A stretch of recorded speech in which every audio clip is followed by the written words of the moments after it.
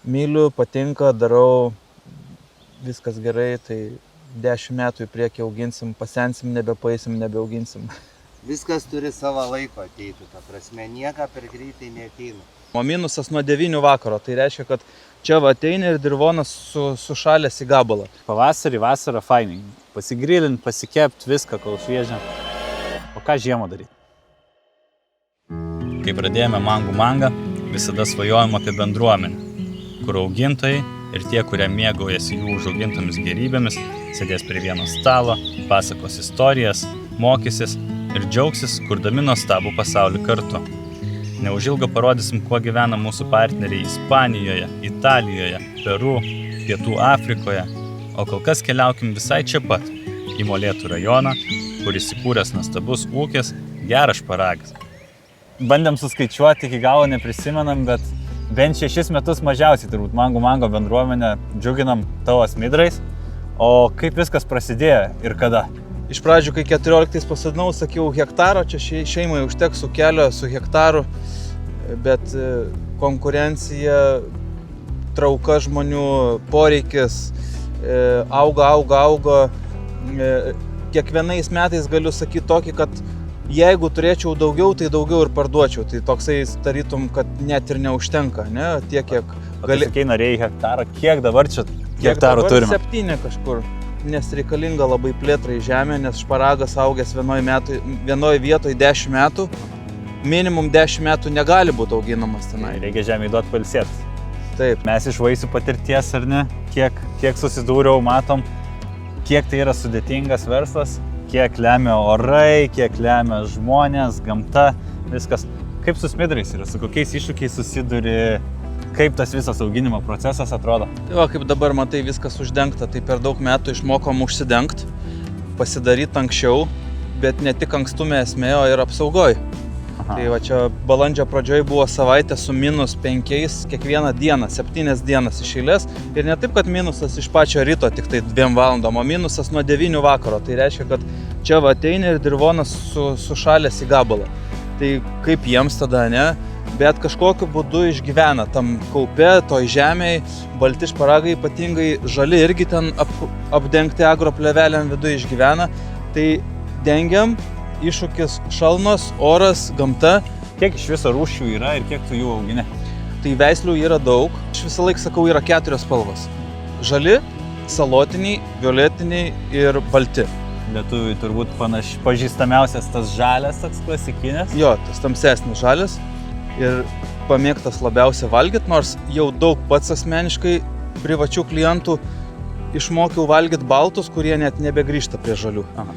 Aš labai skatinu, Vokietijoje 100% augina tik baltus. Žalių jie nepripažįsta.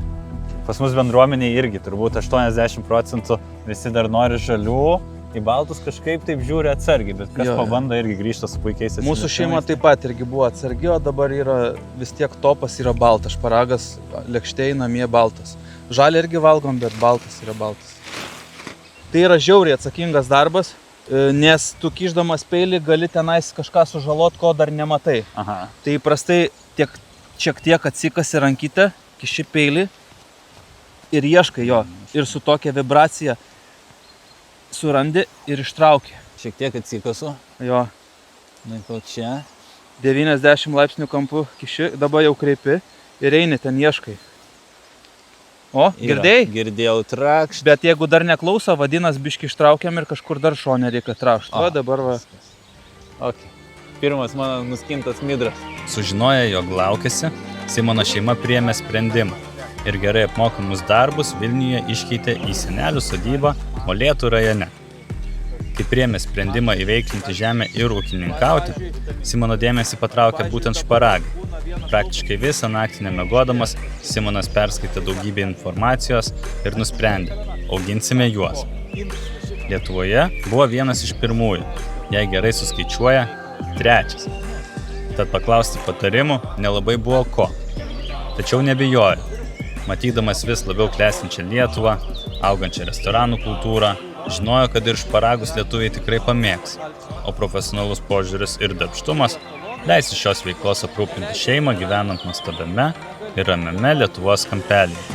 Ūkyje veikia ir savitarnos krautuvėlė, kur keliaudami prie ežero klientai užsuka net ir vidurnaktį. Posūkiai į sodybą jums parodys keletos metrų aukščio iš medžio išdrožti milžiniški smidrai.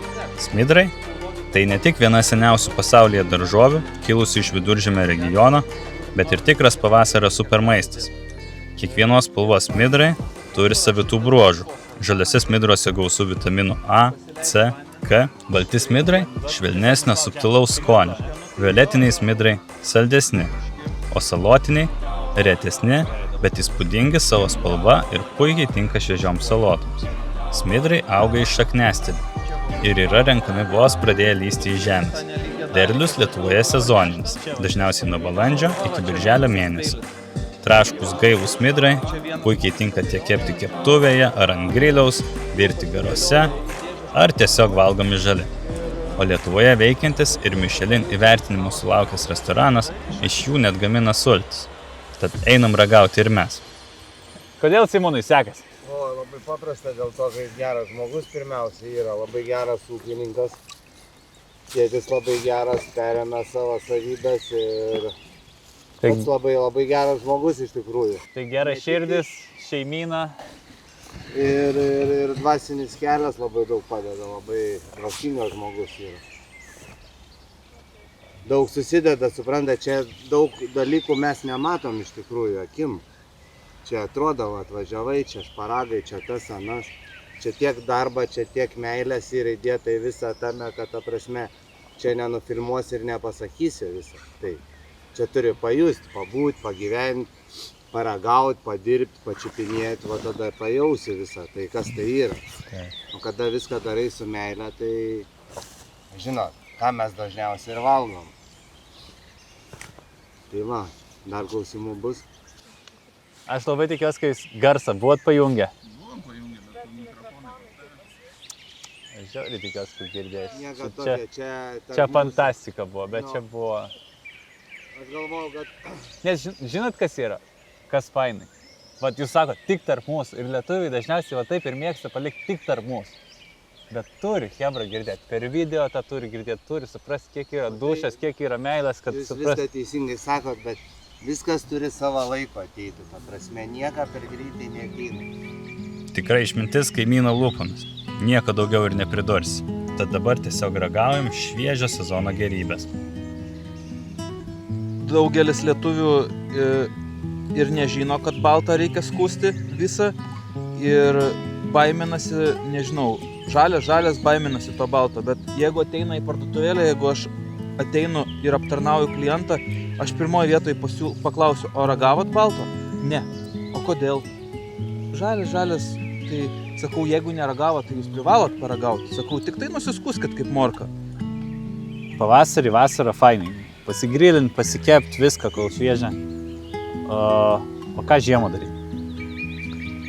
Žiemą mes tai asmeniškai truputį pasišaldom į šaldiklį, tobulą pirmą nublančiruoti ir tiesiog iš Google'o įsitraukiam paprastą agurkėlių marinavimo receptėlį ir pagal agurkėlius pasimarinuojam. Tai atradimas balti, žali gal kiek kitaip, bet kažkokią kitokią rūgštelę turi, bet balti kažkas tokio, kai žiemą įsitraukia iš laikelio, traškumas, va kaip dabar žalio valgiam, tai tas pats traškumas ir išlieka, tas pats žalumas, traškumas, tik tai, kad acto tą jausmą jauti, bet kažkas tai lėkštei prie kažko žiemą, tai fantastiška. Paruošimas paprastas, padarimas paprastas ir super. Ir marinuoji, šaldai, ir liofilizuoji, jeigu kažkas čia net ir liofilizuoti, ar ne? Esu ragavęs, liofilizuotas mane bele kaip nustebino, kažkada labai prieš daug metų. Iš Kauno universiteto ten davė paragauti liofilizuotą, tai man kažkas tokio. Geras šparagas. Fainas pavadinimas. O ar įsivaizduoji, kaip atrodys geras šparagas po 10 metų? Toks pat geras, kaip ir dabar geras. Bet jeigu paprašiau, tai kol kas matau tolimoje ateityje, kol vaikai tikrai užaugs ir išeis į savarankišką gyvenimą, tikrai matau ūkininkaujant, plečiantis, perkant žemės, sodinant šparagus, toliau aptarnaujant visus klientus. Myliu, patinka, darau, viskas gerai, tai 10 metų į priekį auginsim, pasensim, nebepaisim, nebeauginsim. ačiū tau labai už viską. Aš tikrai tikiu, kad tau seksis, kad mes ilgai bendrausim ir draugausim ir žmonės galės valgyti pačius skaniausius šparagus ir kitas gerybės. Simonas mus išlydėjo su pilna dėžė pirmojo skinimo smidrų. Tad savaitgalį pats laikas pirmą kartą užkurti grilių. Tikimės jums patiko, nes mūsų kelionės dar tik prasideda. Tad nepamiršk spausti subscribe mygtuko ir leiskimės į skaniausių gerybių paieškas kartu.